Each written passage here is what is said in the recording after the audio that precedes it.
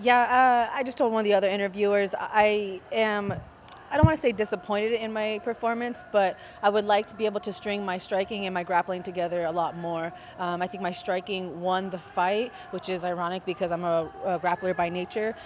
Striking and wrestling and grappling to me is like peas and carrots, but right now they might not be on the same plate. So I just have a lot to learn, and once I do that, I think it wouldn't have been a unanimous decision. It would have been a stoppage in the first or second round. So I'm happy that I got the win, but I have a lot to learn, and yeah. How much better did you feel in this weight class being a fighter? That was the most shocking thing to me. I went in there. I mean, don't get me wrong, if I had to go 5, I probably wouldn't need a much better gas tank. But for 3 5s at this weight class, I feel fast. I feel really, really strong. And I think that's why I kind of went off the game plan, because we were going to take her down and do more of a grappling type game plan. But after I felt the power in my punches and kind of saw how rocked she was, I wanted to stick with the striking. So I feel strong and powerful at this weight class.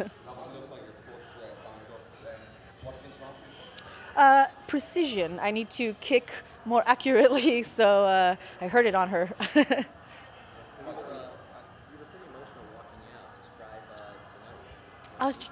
I was trying to keep it together. The fans mean a lot to me. Oh man, I'm gonna cry right now.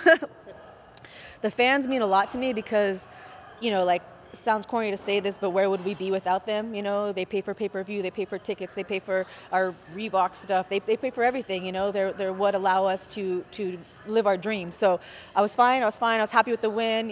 But then I just saw all the fans' faces and screamed my name, and I took a picture, and they just looked so happy and grateful, and I'm just so grateful. So it's the fans that got me choked up. I tried to glove toucher, and I'm not even a glove toucher, which sounds weird, but in my amateur fight, and I got made fun of by Boss Rutan one time in an Access TV thing, and I was like, boss, it's not personal. But in one of my amateur fights, a girl went like this, pink, pink, and hit me, and I was like, oh, never again. So it's nothing personal, but with Bec, I actually tried to, because this was the first time that I kind of partook in a little bit of a trash talking, and I didn't mean to, because that's not me, but that was my way of being like, all right, I respect you, but she didn't want to do it, so I was like, whatever. Yeah, I was like, all right, you're going to be sorry for that. As you know, I'm coming off 2 losses in a row. I've never lost twice in a row, at least in my professional career. And it hurt because those losses, one was a unanimous decision, which I felt like just a few little minor tweaks, and I could have won that fight against a very, very tough opponent. And the second one, man, that one sucked the most, because I felt like I was such a more well-rounded fighter than that girl. So to come in and get my hand raised after 2 losses and a new division and this beautiful city, like, I'm ecstatic.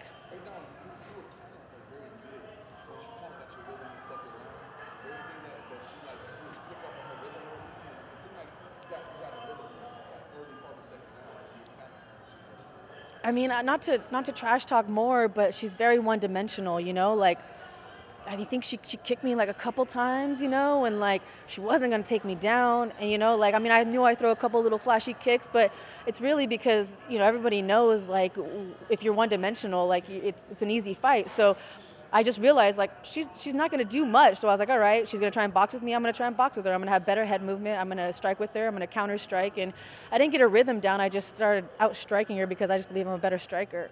Sorry. How are you guys acting to play? Like, are you cool with her now, or is there still some All I said was that I think that she could depict women's MMA a little classier. And then she said some probably raunchy remark. But at the end of the day, like, she can live her own life the way she wants to live it, Like, I think she could be a better role model, and that's all I have to say. This fight, me beating her, is not going to change who she is as a person, I didn't, like, fix her. So it is what it is. How soon do you want to get back in there? I know you've seen They gave me a silly little suspension just to get cleared. I feel great at this weight. The first cut to a new weight class is always the roughest. So heal up. I would love to fight in the next couple months, like, just, I want to be smart. Everybody here on this level is very, very tough. So I'm not looking to take any short notice fights, because I like to game plan, prepare adequately. So a couple months. When are you looking to get your next interview on your YouTube channel? right when I get home, man. It was such a bummer to stop, but Verdun's giving me an interview when I get home. So I feel grateful to be in the sport and be around a lot of amazing people that are like, sure, why not? You have 100 followers on your YouTube channel, but I'll give you an interview. And I'm like, I'm so grateful. So I'm excited. I did, because he was like, we're gonna go do media, and like, if anybody's ever seen tunnels with no earring, it looks like I won't say, it doesn't look good. So like, I feel so lucky to have my best friend, my boyfriend, and my boxing coach, who's also one of my best friends, all in my corner tonight, and I just want to be with them. I don't care if we go to Denny's and eat eat pancakes or something, or we go to some uns club. I don't really care. I just want to be with my friends, and because I wouldn't be here without them. You know, like, it's been a really hard camp. It's been a camp of, without sounding like poor, pitiful me, kind of like abandonment. I went through a couple different changes where I'm like, all right, I'm gonna work with this person, and then like they kind of left. But these three people, Carla, Mario, and Shuey, along with a couple other coaches, Mark Munoz and John Walker back home, I couldn't do it without them. So I don't care what I do, I just want to be with them. Oh, the Delta Bombers. It's called The Wolf. I love alternative and like punk rock music, and that one really resonated with me this fight because, I mean, I got a couple like tattoos about like wolves and stuff like that, but I felt, this got so corny, I really needed to bring out an animalistic side. You know, I'm coming off 2 losses, you know, there's a lot of pressure, but no matter what, I had to be kind of like hungry like the wolf.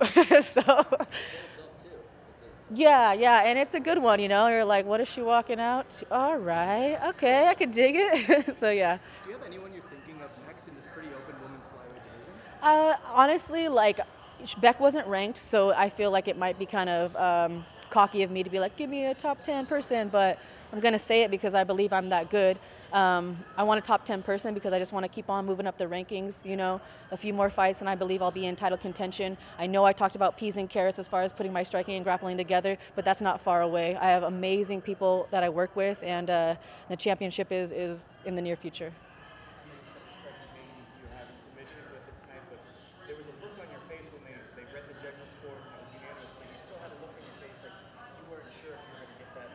Because it's MMA, you know? Like, you can't say that you haven't been like, what the F, you know? Like, and it could have happened. I mean, I was almost celebrating with my corners after the fight because I felt like I had a dominant performance, but it's scary sometimes. You leave it in the if you leave it in the hands of the judges, you cannot stand there and go, oh yeah, I won for sure. You don't know. You're not deciding anymore. So I just was trying to be hopeful.